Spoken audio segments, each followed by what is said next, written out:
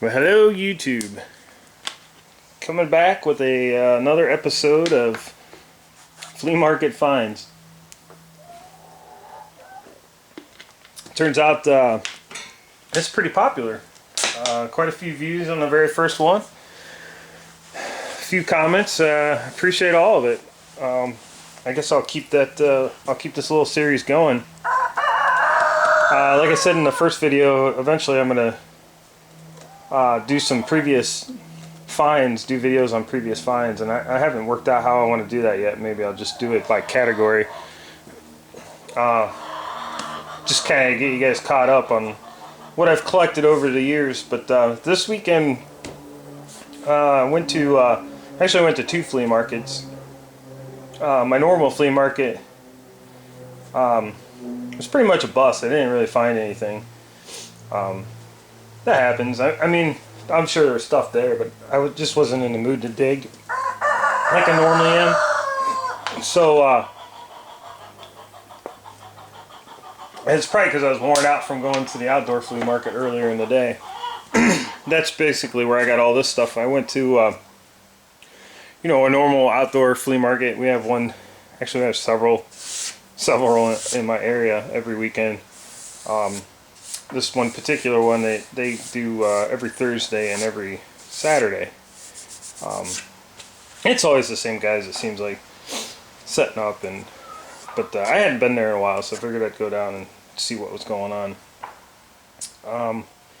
Prices were crazy. I don't know, man. It seems like ever since American Pickers came out, everybody thinks what they have is gold. It's definitely making things harder to collect. You know, you might as well just stay home and shop on eBay, save the gas money. You know, I mean, if you're gonna pay maximum amount of dollars for this stuff, you might, you know, there's no point in going shopping around. And it sucks because it's not really about the purchase. It's more about the hunt. It's more about finding, you know, something. Oh man, I know what that is, and you know, then getting a deal on it. You know, who doesn't like a deal? So I don't know. Nevertheless, I was able to pull a couple things out without spending too much money. I'm not going to go over each price on everything. I'll let you in on some of the prices. Basically everything you see here total was right around 45 bucks. And what drove the price of all that up were these three ratchets, and I'll get into those. But I bought most of everything you see but the axe from one guy, and then the axe from another vendor. So let's we'll start off with the ratchets here. This is a Destro, made in USA, or it's probably Industro. Somebody hacked a couple nuts and bolts on here, which I'll be able to fix. But the reason why I picked this up is that is a snap-on ratchet, and I can't remember the history on industrial tools, if Snap-on bought them out at one point, or if they were a sideline of Snap-on, who knows. But this head is definitely a Snap-on ratchet. You know, I can give you a comparison, maybe.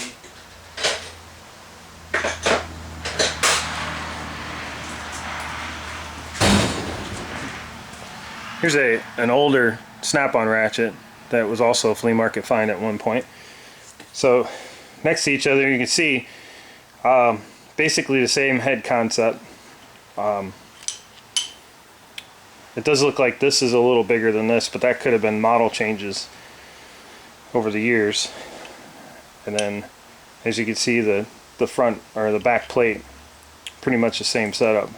So for all practical purposes, that's pretty much a Snap-on ratchet. But nevertheless, even if it's, you know, industrial, it's still good quality American-made half-inch drive ratchet. So I thought that was neat. I figured I'd add that to my collection. I'm pretty sure Like I said, when I got all of this stuff, I just laid the pile on like how much, but I'm pretty sure it was like 15 bucks for the ratchets each. The next one is a nice S&K half-inch drive. I love these S&K ratchets. Over the years I've gotten many of these, and then they just got a real nice fine tooth head on them. Lifetime guarantee. You can still get S&K warranted if you have any issues with it breaking. But just good ratchets. I had one of these at work. I saw this one. I was like, man, I wouldn't mind having one at home. So I picked it up. And then another 3/8 drive S&K ratchet. I have a couple of these laying around here and there.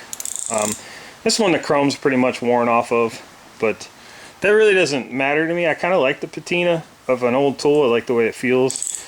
I don't necessarily have to have all my tools looking brand new. Just clean and functional is usually what I'm after. But this has such a sweet head on it, very fine tooth, and if you do any mechanical work, you'll know it's kind of important to have that fine tooth, because you know when you get that bolt that's hard to reach and you can't get in there with anything else, and you just get a little bit of swing on your ratchet, you got to be able to grab that next tooth.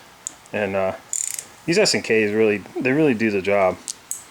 So I usually S&K and Snap-on ratchets I usually pick up. I usually stay away from Matco and Mac, only because I don't have an easy way of getting any of that stuff warranted.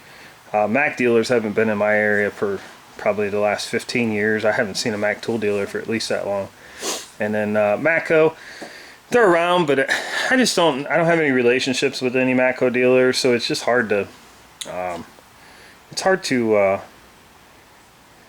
buy their stuff and then go find somebody and say, hey man, can you warranty this? And then they're like, well, I don't even know you and you just want me to warranty your stuff, and it turns into a big old hassle. The other brand that you'll see a lot is Cornwell. I don't buy as much Cornwell either, just because I have my own personal opinion about Cornwell tools. I'm not really going to get into that. I don't want to bash the company, but I have some, and I have some at work that I use on a daily basis, and they're fine. But you know, like some of the sockets, the chrome's peeling off of. Chrome peel's actually quite dangerous. If the chrome gets in your skin, it can. I think it can poison you. I know it'll cut you, but it's an issue getting them warranted, and you know that's probably the dealer's fault and not the company's, and it's a shame. But you know, it is what it is. So I don't buy as much Cornwell.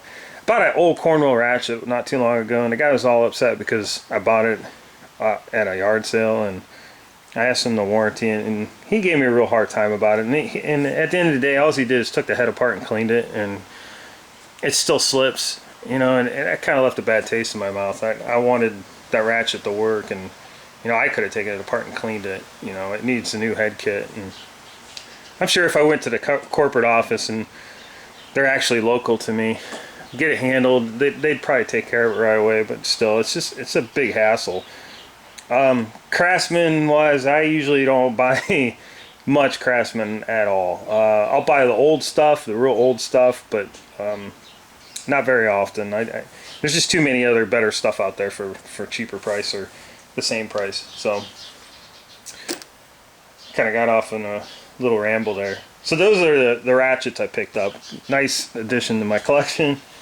When I do it, when I do another video on past flea market finds and show you all the ratchets I have, you're gonna think I'm crazy.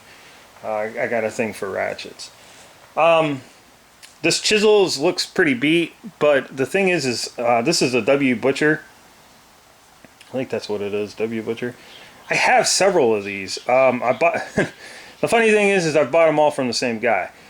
My thinking is that he had a complete set at one time and he got it mixed up in his stuff, and I have slowly been recovering that set. So I have quite a few of these now. The handle's in terrible shape, obviously. That's going to need replaced, but that's not a big deal. You know, the steel's what we're after. I can easily buy a handle for this off of eBay. Maybe not the original handle, but you know, I'm not really going for original on any of this stuff. I'm just going for functional and usability. You know, I like to use this stuff. So someday when I get a lathe, I'd like to be able to turn my own chisel handle. So, but that was a nice little addition to my collection. It matches the rest of the ones I have. So I grabbed that. This is pretty neat. I've been buying a lot of hammers lately. I don't know if I just never noticed them before or if there just happens to be a surplus of hammers right now. But this is a sweet little Heller hammer, 2-pound cross peen, made in the USA. Got a really nice logo on it. You can see the Heller with the little horse, made in the USA, 2-pound. This is a sweet little hammer. I'm gonna clean this bad boy up, maybe put a new handle in it. Feels a couple little cracks here and there. Might be able to salvage that handle, we'll see. But nice little 2-pound cross peen. That'll come in handy for the old blacksmithing project. Next up we got just a pair of shears. No names or anything, I like the way they felt, so I bought them. Then just a nice heavy duty chisel. Probably use this for blacksmithing as well, cutting metal, stuff like that, clean up the edge. And then last thing here is a old Collins, Michigan pattern, 3.5 pound. Guy wanted $8. I talked him down to $6, so did all right on that. But that's it for this week's. Hey buddy, what do you got? No backpack? That's it for this week's flea market finds, guys. I'll catch you in the next video, and remember to click the thumbs up and subscribe. Thanks for watching.